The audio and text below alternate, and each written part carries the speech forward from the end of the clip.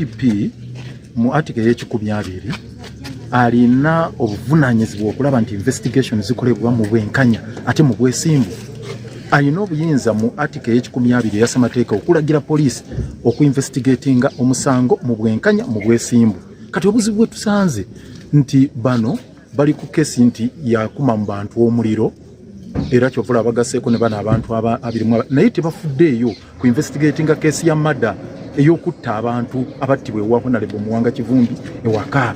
Abantu 10 baafa wano mu charge sheet bo bagamba abantu 7 naye ne baba 7 tebafuddeeyo kugamba nti battibwa gundi ne gundi. Era abantu abatta aba police oba amagye agatta abantu abo tebali mu kaguli tebabavunanyizibwako misango.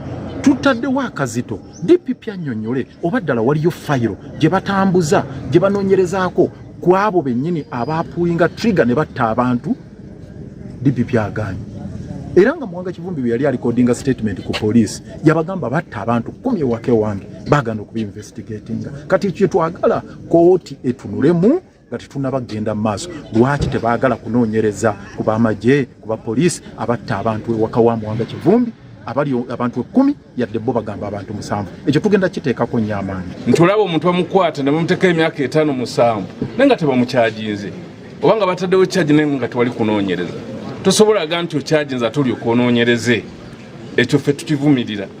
Era nga bannamateeka naffe twewunyiza nnyo ku kino kitulabye olwaleero.